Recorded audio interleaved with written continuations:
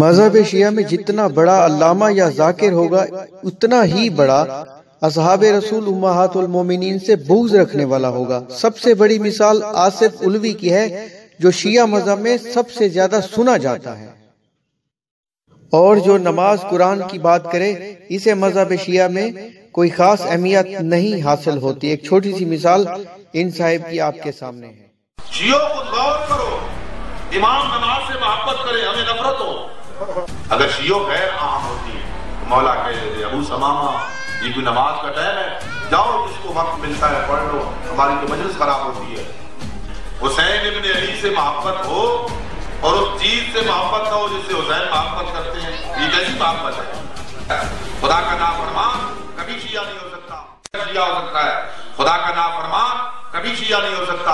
اپنی طرف سے نہیں کہہ رہا، اصول کافی آپ کے مذہب کی بڑی معروف کتاب ہے۔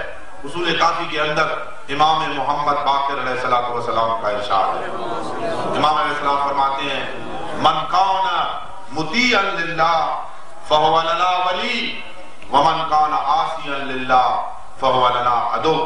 جو اللہ کا مطیع و فرما بردار ہے وہ ہمارا دوست ہے، اور جو اللہ کا نافرمان ہے وہ ہمارا دوست نہیں ہے۔ خود امام نے فرمایا غور کریں، خود ایک دوسرے کو تو ہم دھوکہ دے سکتے ہیں، خدا کو دھوکہ نہیں دے سکتے، کہ جس کے سامنے ہم ہر وقت موجود ہیں، اس کی نظروں کے سامنے ہے۔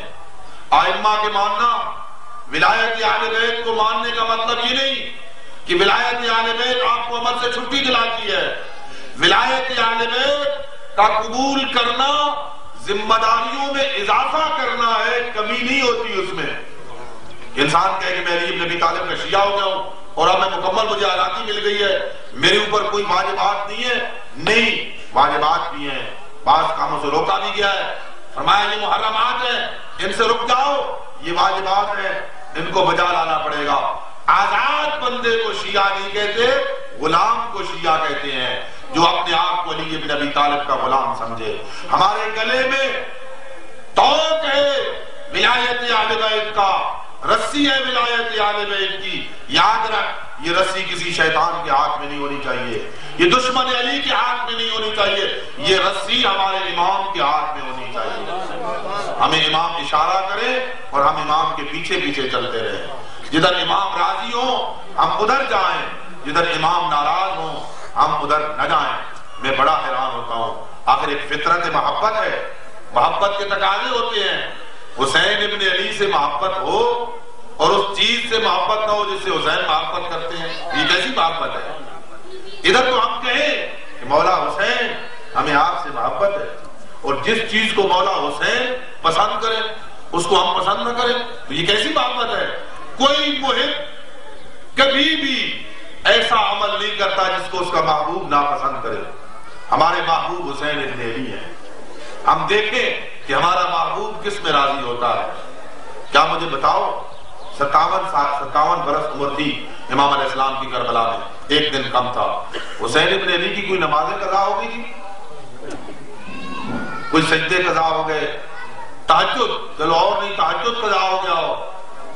نامی محرم کو جب لشکر آیا تھا عمر صاحب کا، تو ابو الفضل عباس کو بھیج کے کیا فرمایا تھا؟ عباس جا کے پتہ کرو ان کا کیا ارادہ ہے۔ کہا مولا یہ جنگ کرنے کی نیت سے آئے ہیں، تو فرمایا عباس انہیں کو آج رات مہلت دے، آج کی رات مہلت دے دو۔ کیوں؟ اللہ یعلم انی احب الصلاۃ والذکر لا، اللہ جانتا ہے کہ میں نماز سے کتنی محبت رکھتا ہوں اور ذکر خدا سے کتنی محبت ہے۔ یہ حسین ابن علی نے رات مہلت کے طور پہ کیوں لی؟ کہ آج رات میں عبادت پروردگار کرنا چاہتا ہوں۔ شیعوں کو غور کرو، امام نماز سے محبت کرے ہمیں نفرت ہو۔ امام تو فرمائے اللہ یعلم، اللہ گواہ ہے کہ میں نماز سے کتنی محبت کرتا ہوں۔ اور آپ کو پتہ ہے کہ ہر روز کا مؤذن حجاج ابن مسروق ہے، عاشور کا مؤذن، عاشور کی صبح کو مؤذن بدل دیا امام نے، فرمایا آج تو اذان نہیں دے گا۔ امام عالم نفسیات ہوتے ہیں، امام جانتے ہیں کہ جوانوں کی نیند بڑی مشہور نیند ہے، جوان نیند سے بیدار نہیں ہوتا، امام نے حکم دیا اپنے اس فرزند کو جو ہم شکل پیغمبر تھا، علی اکبر بیٹا آج صبح کو اذان آپ دیں گے۔ امام جانتے تھے علی اکبر بھولنے والی شے نہیں ہے، علی اکبر بھولنے والا نہیں۔ جوان جب صبح سویا ہوا ہوگا اور وہ مؤذن کی اذان سنے گا، حی علی الصلاۃ، حی علی خیر العمل، جب وہ یہ آواز سنے گا اور شیعہ نوجوان اگر تو اس کو اپنے بستر کو چھوڑ دے اور علی اکبر کی اذان کی شبیہ پہ لبیک کہتے ہوئے مسجد میں آ جائے، میں کہتا ہوں ان شبیہوں کا احترام کرتے ہو، علم کا احترام کرتے ہو، غازی عباس کے علم کی شبیہ ہے، ذوالجناح کا احترام کرتے ہو کہ امام کے ذوالجناح کی شبیہ ہے، زری کا احترام کرتے ہو کہ امام کے زری کی شبیہ ہے، روزے کا، تو آؤ اس صبح کی اذان کو علی اکبر کی اذان کی شبیہ سمجھ لیا کرو، اور جب مؤذن اللہ اکبر کہے تو اپنا بستر چھوڑ دے اور آ کے مسجد میں آ جا، 2 رکعت نماز پڑھ لے۔